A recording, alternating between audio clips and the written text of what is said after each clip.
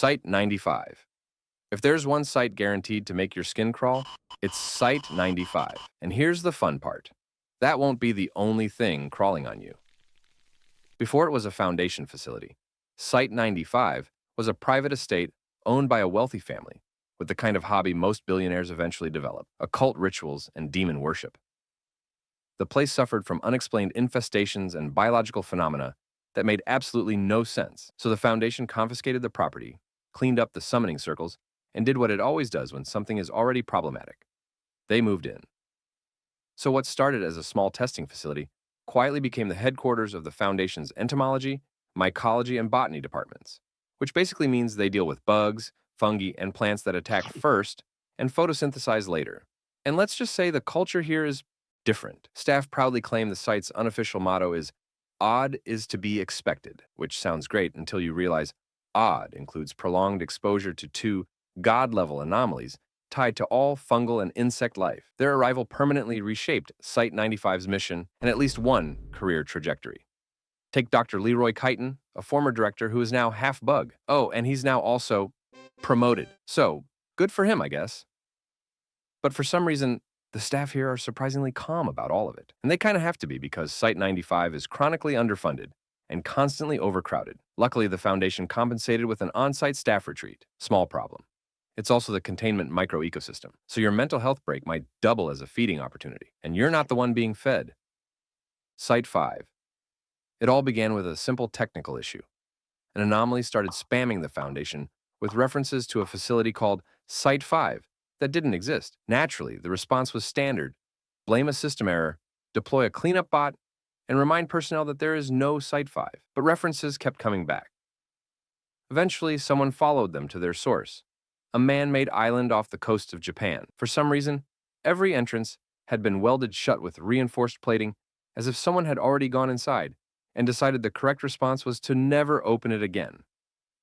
Inside, the Foundation found an underground complex extending kilometers down, ending in a containment pit filled with thousands of fused human corpses. The bodies were burned, mildly radioactive, and affected by a cognitohazard that attacked memory and perception. Autopsies revealed the victims didn't die from radiation, but from rapid brain failure caused by prolonged exposure to the anomaly. Apparently, people who learned too much about the site felt compelled to go there, and people who went there never came back, adding to the mass below. Anyway, nobody knows when and why it was built. But what we do know is that during World War II, the Foundation used the island to dispose of anomalous waste, along with the forced laborers exposed to it. After the war, they buried the site, erased the records, and forgot it existed. But unfortunately, the dead remembered.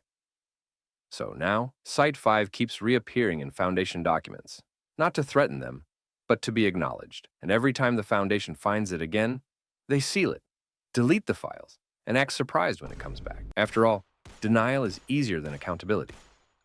Site-45, they say what happens in Vegas stays in Vegas, which is probably why the Foundation decided to build a containment site there, just to make sure it actually did stay in Vegas. I mean, if reality is going to misbehave somewhere, it might as well do it under neon lights and poor life decisions, right?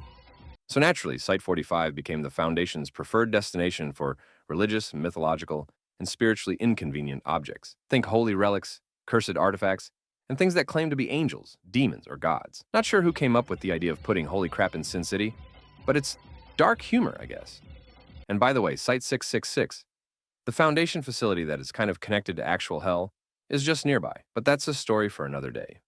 Structurally, Site-45 is split into 3 connected locations. Site-45A is hidden somewhere in the city itself.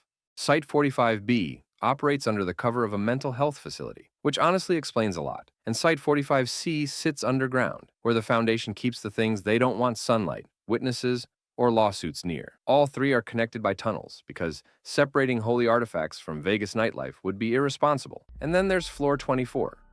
It's an anomalous containment environment that has been turned into an endless maze of doorless rooms covered with paper.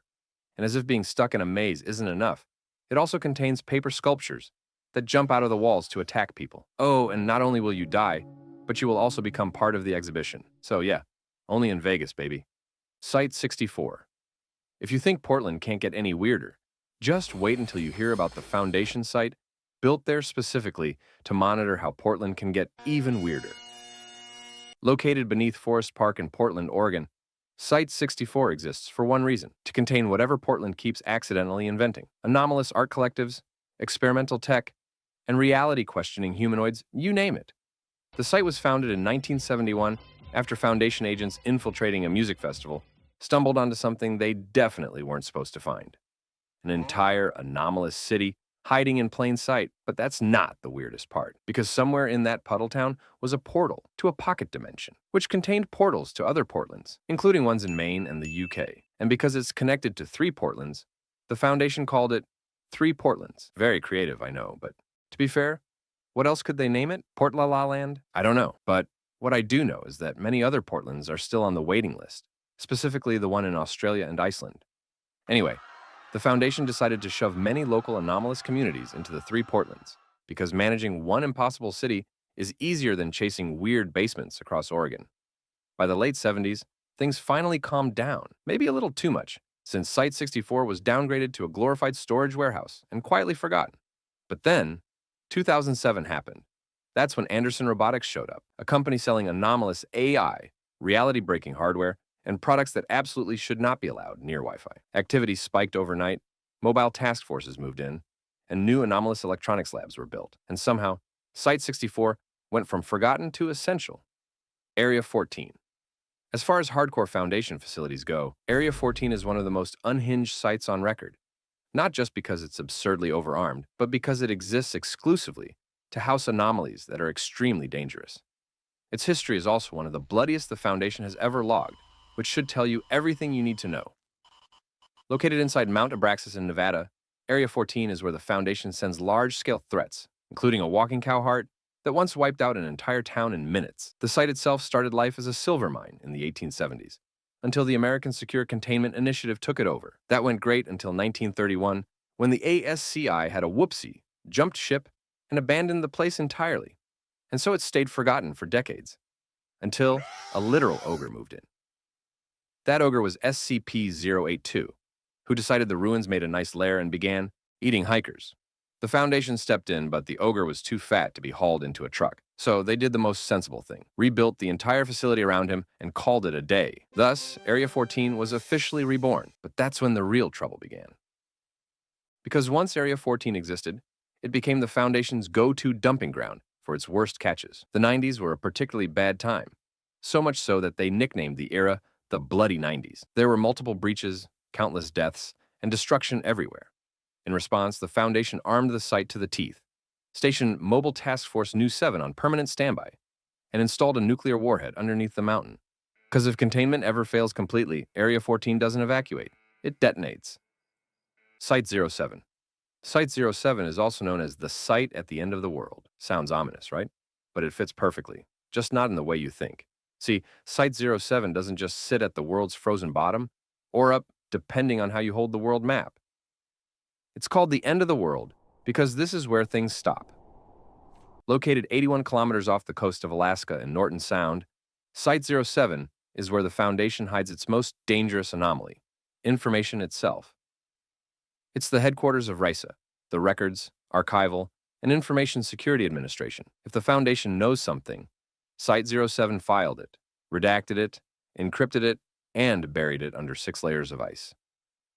The place runs Panopticon, which is basically the Foundation's global surveillance system. Think satellites, scrapers, and pattern recognition. Every anomalous whisper that hits a camera, form, or leaked document gets vacuumed up here before the public can notice. But unfortunately, the incident reports suggest otherwise. During Incident 07-Panopticon-Black, a corrupted archival loop caused thousands of suppressed SCP references to briefly re-enter public databases worldwide. Obviously, Reddit threads exploded, and conspiracy boards went absolutely feral. One civilian even reconstructed an entire SCP containment procedure, using nothing but metadata and insomnia. Luckily, RAISA fixed it in 6 minutes. And let's just say, those 6 minutes triggered the largest amnestic deployment since Site-13 vanished. Anyway, only a few people know about Site-7's existence. Not that most people care, because it's extremely isolated and boring as hell. Site-Theta. Remember Site-07, the so-called site at the end of the world? Well, apparently, there is a place the Foundation goes after the world ends, and it's known as Deus Ex Machina, meaning God from the machine. It's literally humanity's last resort when everything else fails. That is, if we still get the time to fix things up. Buried beneath Yellowstone National Park, Site-Theta is a massive bunker designed to rebuild civilization from scratch.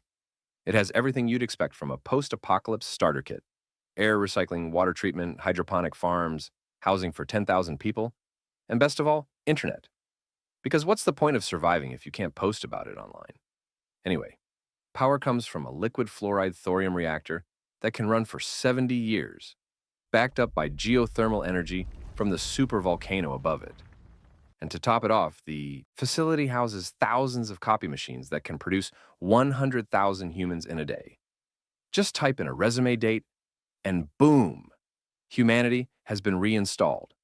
It's also built above the bloom, an anomalous flower capable of resetting reality itself under very specific, very unsettling conditions. It's their backup to the backup plan, apparently. But who built this site and when, nobody knows. Though human remains inside suggest it's been used before, like centuries ago, which explains why SCP-2000 isn't a plan. It's proof that this isn't the first time the world ended. Site-42.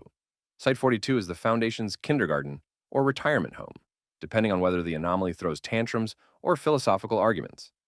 This is where sapient anomalies go.